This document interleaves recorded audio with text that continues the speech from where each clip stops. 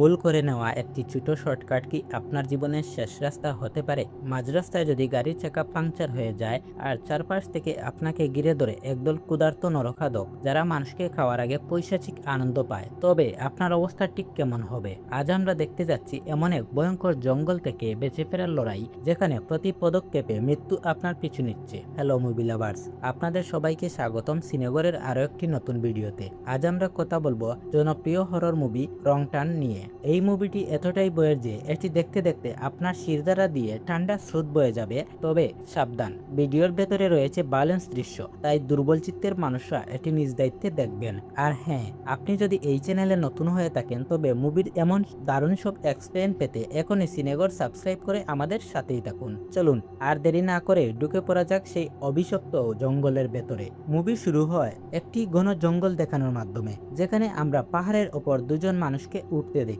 ছেলেটির নাম ছিল রিচ আর মেয়েটির নাম হেলি। রিচ দ্রুত উঠে সবার আগে পাহাড়ের চূড়ায় পৌঁছে যায় এবং হেলির ওপরে ওঠার জন্য অপেক্ষা করতে থাকে। অন্যদিকে হেলিও সাহস দেখিয়ে উপরে উঠতে থাকে, কিন্তু কিছুক্ষণ পর হেলি লক্ষ্য করে সে আর রিচের কোনো আওয়াজ শুনতে পাচ্ছে না, আর উপরের দিকেও তাকে কোথাও দেখা যাচ্ছে না। ঠিক তখনই হঠাৎ রক্তের কয়েক ফোঁটা এসে হেলির মুখে পড়ে। এটা দেখে হেলি বুঝতে পারে উপরে নিশ্চয়ই কিছু অস্বাভাবিক ঘটেছে, আর পরের মুহূর্তেই কেউ রিচকে হত্যা করে পাহাড় থেকে নিচে ফেলে দেয়। এটা দেখে হেলি ভয়ে খুব কাঁদতে থাকে, কিন্তু সে কিছু বুঝে ওঠার আগেই কেউ তাকে ওপরের দিকে টেনে নিতে শুরু করে। হেলি জানতো যদি সে ওপরে চলে যায় তাহলে তার অবস্থাও রিচের মতোই হবে, তাই সঠিক সময়ে সে নিজের দড়ি কেটে দেয়। এতে সে উপরে যাওয়া থেকে বেঁচে যায়, কিন্তু দড়ি কেটে যাওয়ার কারণে নিচে পড়ে যায়। সেখানে রিচের লাশ দেখে সে আরো আতঙ্কিত হয়ে পড়ে, কারণ রিচকে খুব নির্মমভাবে হত্যা করা হয়েছিল। এরপর হেলি নিজের প্রাণ বাঁচাতে সেখান থেকে দৌড়াতে শুরু করে, কিন্তু গাড়ির কাছে পৌঁছানোর আগেই সে কাঁটাতারের মধ্যে আটকে নিচে পড়ে যায়। ঠিক তখনই পেছন থেকে কেউ এসে তাকে তুলে নিয়ে যায়। এরপর আমাদের একটি নিউজ দেখানো হয়, যেখানে বলা হচ্ছিল এই জঙ্গলে এমন দুর্ঘটনা হওয়া খুবই সাধারণ ব্যাপার। এর আগেও এই জঙ্গলে অনেক মানুষ মারা গেছে এবং তাদের মৃত্যুও হয়েছিল একইভাবে ভয়ঙ্কর উপায়ে। বলা হতো এসব ঘটনার পেছনে কিছু নরখাদক মানুষের হাত রয়েছে। এরপর আমরা একজন লোককে দেখি যার নাম ক্রিস। সে কাজের জন্য শহরে যাচ্ছিল, কিন্তু পথে ভয়ানক ট্রাফিক জ্যামে আটকে যায়, যা দেখে ক্রিস খুব বিরক্ত হয়ে পড়ে। আসলে সে শহরে একটি ইন্টারভিউ দিতে যাচ্ছিল, তাই সময় মতো পৌঁছানো তার জন্য খুবই গুরুত্বপূর্ণ।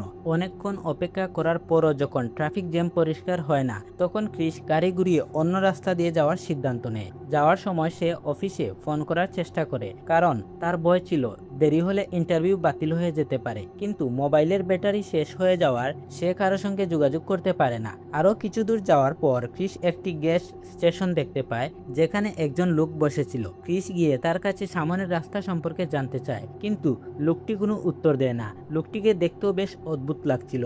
লোকটি কিছু না বলায় ক্রিস গ্যাস স্টেশনের ফোন ব্যবহার করে অফিসে কল করার চেষ্টা করে, কিন্তু সেই ফোনটাও কাজ করছিল না। ঠিক তখনই সেখানে একটি ম্যাপ দেখতে পায় সে, যেটা দেখে সামনে যাওয়ার রাস্তা খুঁজতে শুরু করে। সেই সময় সে একটি কাঁচা রাস্তার সন্ধান পায়, আর গ্যাস স্টেশনের লোকটিও তাকে সেই রাস্তা দিয়ে যেতে বলে। এরপর বেশি কিছু না ভেবেই ক্রিস গাড়িতে ওঠে সেই পথ ধরে রওনা হয়ে যায়। কিছু দূর এগিয়ে যাওয়ার পর সে দুটি রাস্তা দেখতে পায়, একটি কাঁচা রাস্তা আর অন্যটি পাকা রাস্তা। কিন্তু ক্রিসকে যত দ্রুত সম্ভব শহরে পৌঁছাতে হতো, তাই সে শর্টকাট ভেবে কাঁচা রাস্তা বেছে নেয়। আমরা দেখতে পাই রাস্তা ঘন জঙ্গলের ভেতর দিয়ে গেছে, ঠিক সেই ভয়ঙ্কর জঙ্গল যেটা আমরা মুভির শুরুতে দেখেছিলাম। পথে যেতে যেতে ক্রিস একটি মৃত হরিণ দেখতে পায়, যেটা খুব অদ্ভুতভাবে মারা গিয়েছিল। হরিণটিকে দেখতে গিয়ে তার ড্রাইভিং এর প্রতি মনোযোগ সরে যায়, আর ঠিক তখনই তার গাড়ি আরেকটি গাড়ির সঙ্গে ধাক্কা খায়, যার ফলে বড় ধরনের দুর্ঘটনা ঘটে। আসলে অন্য গাড়িটি রাস্তার মাঝখানে দাঁড়িয়েছিল, তাই ক্রিস গাড়ি নিয়ন্ত্রণ করতে পারেনি। এখন যে গাড়ির সঙ্গে ক্রিসের দুর্ঘটনা হয়েছিল সেখান থেকে 5 জন মানুষ বেরিয়ে আসে, 3 জন মেয়ে আর 2 জন ছেলে। ক্রিস তাদের জিজ্ঞাসা করে, তোমরা রাস্তার মাঝখানে গাড়ি দাঁড় করিয়ে রেখেছিলে কেন? তখন একটি মেয়ে যার নাম জেসি, সে জানায় এই রাস্তায় অনেক কাঁটাতার বিছানো ছিল, যার কারণে তাদের গাড়ির চাকা পাংচার হয়ে রাস্তার মাঝখানে আটকে গেছে। এখন কেউই বুঝতে পারছিল না কিভাবে এখান থেকে বের হওয়া যাবে, কারণ দুইটি গাড়ি এখন নষ্ট হয়ে গিয়েছে। তাই তারা সিদ্ধান্ত নেয় সামনে গিয়ে কারো কাছ থেকে সাহায্য চাওয়া হবে। এরপর তারা দুজনকে গাড়ির কাছে রেখে বাকিরা সাহায্য খুঁজতে বেরিয়ে পড়ে। কিছু দূর হাঁটার পর তারা একটি জায়গায় মৃত নেউল দেখতে পায়, যেটা খুব অদ্ভুতভাবে মারা হয়েছিল, ঠিক সেই হরিণটির মতো। কিন্তু তারা বিষয়টি উপেক্ষা করে সামনে এগিয়ে যেতে থাকে। ঠিক তখনই তারা জঙ্গলের ভেতর কিছু টায়ার জ্বলতে দেখতে পায়। এটা দেখে ক্রিসের খুব অস্বস্তি হতে থাকে।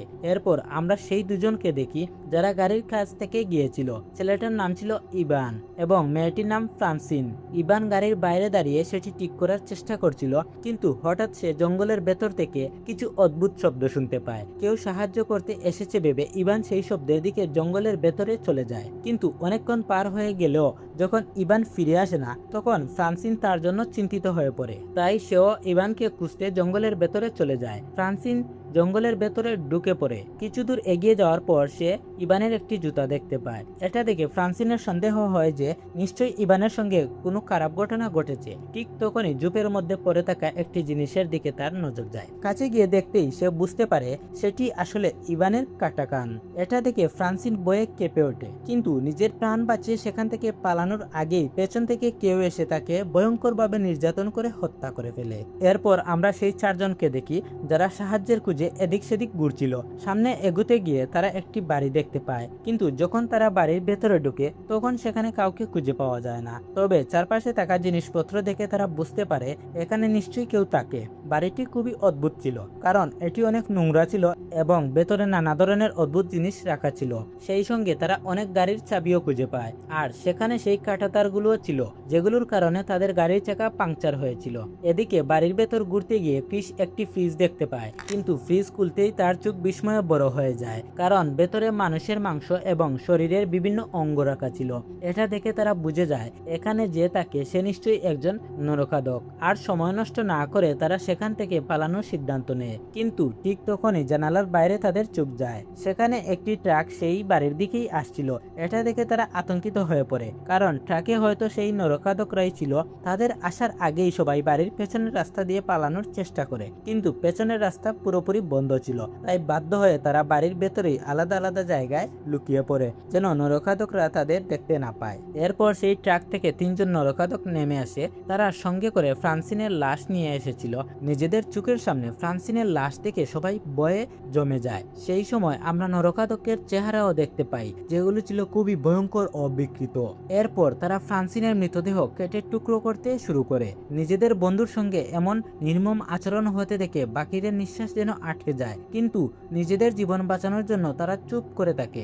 এরপর সেই তিনজন নরখাদক তার মাংসকে সেখানেই ঘুমিয়ে পড়ে। তারা ঘুমিয়ে পড়ার পর সবাই একে একে লুকানোর জায়গা থেকে বের হয় এবং কোনো শব্দ না করেই সেখান থেকে চলে যাওয়ার চেষ্টা করে। কিন্তু সবার শেষে যখন ক্রিস বাড়ি থেকে বের হচ্ছিল, তখন একজন নরখাদকের ঘুম ভেঙে যায় এবং সে ক্রিসকে দেখে ফেলে। তবে ক্রিস সঙ্গে সঙ্গে সেখান থেকে দৌড়ে পালিয়ে যায় এবং বাকিদের নিয়ে একটি অদ্ভুত জায়গায় পৌঁছে যায়। সেখানে অনেক পরিত্যক্ত গাড়ি দাঁড়িয়েছিল। এগুলো আসলে সেই সব গাড়ি যেগুলো যাত্রীরা নরখাদকদের শিকার হয়েছিল। তারা গাড়িগুলো দেখছিল। ঠিক তখনই তিনজন নরখাদক তাদের ট্রাক নিয়ে সেখানে এসে হাজির হয়। এখন সবাই মিলে সিদ্ধান্ত নেয় যে তারা একসঙ্গে নরখাদকদের মনোযোগ অন্যদিকে ঘুরিয়ে দেবে, তারপর তাদের ট্রাক নিয়ে পালিয়ে যাবে। এই পরিকল্পনা অনুযায়ী ক্রিস চিৎকার করে নরখাদকদের মনোযোগ নিজের দিকে আনার চেষ্টা করে, কিন্তু হঠাৎ তাদের একজন ক্রিসকে লক্ষ্য করে গুলি ছুড়ে মারে। গুলিটি গিয়ে সরাসরি ক্রিসের পায়ে লাগে এবং সে জুপের মধ্যে পড়ে যায়। ক্রিসকে বিপদে দেখে তাদের দলের একজন ছেলে সামনে দিয়ে দৌড়ে পালাতে শুরু করে, যাতে নরখাদকদের মনোযোগ ক্রিসের দিক থেকে সরে তার দিকে যায়। ছেলেটিকে দৌড়াতে দেখে তিনজন নরখাদক তার পিছু নিতে শুরু করে। এই সুযোগে ক্রিস আর বাকি দুই মেয়ে নরখাদকদের ট্রাকের কাছে পৌঁছায়, কিন্তু ট্রাকের দরজা খুলতেই তারা ভেতরে ইবানের লাশ দেখতে পায়। এটা দেখে তারা আতঙ্কিত হয়ে পড়ে। এরপর তিনজন ট্রাকে উঠে জঙ্গলের দিকে রওনা হয়, কারণ তাদের সেই বন্ধুকে বাঁচাতে হতো যে নরখাদকদের হাত থেকে পালিয়ে বেড়াচ্ছিল। এরপর আমরা সেই ছেলেটিকে দেখি যে জঙ্গলের মধ্যে প্রাণ বাঁচাতে দৌড়ে পালাচ্ছিল। ঠিক তখনই বাকিরাও ট্রাক নিয়ে সেখানে পৌঁছে যায়, কিন্তু সে তাদের কাছে পৌঁছানোর আগেই পেছন থেকে একটি তীর এসে তার শরীর ভেদ করে বেরিয়ে যায়। এতে ঘটনাস্থলেই তার মৃত্যু হয়। এখন নিজেদের জীবন বাঁচানোর জন্য বাকিরা ট্রাক নিয়ে সেখান থেকে পালাতে শুরু করে, কিন্তু কিছু দূর যেতেই ট্রাকটি একটি খাদাময় জলাভূমিতে আটকে যায়। বাধ্য হয়ে তাদের ট্রাক ছেড়ে পায়ে হেঁটে সামনে এগোতে হয়। হাঁটতে হাঁটতে সন্ধ্যা হয়ে যায় আর এতটা পথ পেরিয়ে তারা সবাই ভীষণ ক্লান্ত হয়ে পড়েছিল। তাই কিছুক্ষণ বিশ্রাম নেওয়ার জন্য তারা এক জায়গায় থামে। ঠিক তখনই তাদের চোখে একটি ওয়াচ টাওয়ার পড়ে। এটা দেখে তারা বুঝতে পারে উপরে হয়তো কেউ থাকতে পারে। তাই সাহায্যের আশায় তারা উপরে উঠতে শুরু করে। উপরে পৌঁছানোর পর তারা কাউকে খুঁজে পায় না, তবে সেখানে একটি রেডিও রাখা ছিল। সেই রেডিওর সাহায্যে তারা কারোর সঙ্গে যোগাযোগ করার চেষ্টা করতে থাকে, কিন্তু ওপাশ থেকে কোনো উত্তর আসে না। ঠিক তখনই ক্রিস নিচের দিক থেকে কিছু শব্দ শুনতে পায়। কি হচ্ছে সেটা দেখার জন্য যখন সে নিচের দিকে তাকায়, তখন তার চোখ বিস্ময়ে বড় হয়ে যায়, কারণ সেই তিনজন নরখাদক এই টাওয়ারেই উঠছিল।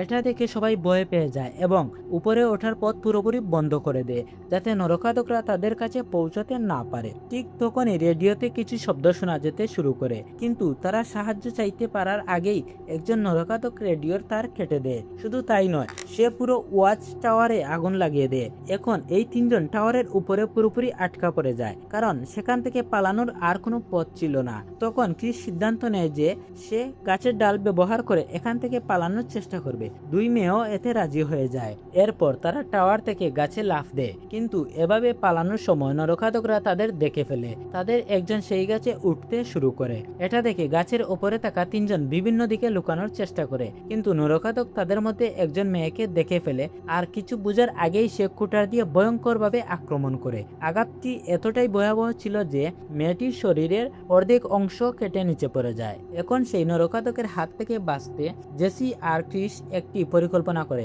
কৌশলে তারা নরখাদকটিকে নিচে ফেলে দিতে সক্ষম হয়। সুযোগ বুঝে দুজন দ্রুত সেখান থেকে পালিয়ে যায়। পালাতে পালাতে তারা একটি ঝর্ণার কাছে পৌঁছে যায়। রাত হয়ে যাওয়ায় তারা সেখানেই থাকার সিদ্ধান্ত নেয়। সকালে ঘুম থেকে উঠেই তারা আবার পথ খুঁজতে বেরিয়ে পড়ে। ঠিক তখনই হঠাৎ সেই নরখাদক আবার তাদের উপর হামলা চালায়। হামলার সময় ক্রিস নিচে পড়ে যায় এবং নরখাদক জেসিকে তুলে নিয়ে চলে যায়। এরপর আমরা ক্রিসকে দেখি, যে পড়ে গিয়ে গুরুতর আহত হয়েছিল, কিন্তু ঠিক তখনই তার চোখ রাস্তার দিকে যায়, যেখানে একটি পুলিশের গাড়ি যেতে দেখা যায়। ক্রিস দৌড়ে গিয়ে গাড়িটি থামায়। গাড়ি থেকে একজন পুলিশ অফিসার বেরিয়ে আসে। তখন ক্রিস তার সঙ্গে ঘটে যাওয়া সব ঘটনা খুলে বলে, কিন্তু পুলিশ অফিসার কিছু বোঝার আগেই হঠাৎ একটি তীর এসে তার মাথায় লাগে। ক্রিস বুঝতে পারে নরখাদকরা তাকে খুঁজতে খুঁজতে এখানেও চলে এসেছে। তাদের দেখেই ক্রিস দ্রুত ঝোপের মধ্যে লুকিয়ে পড়ে।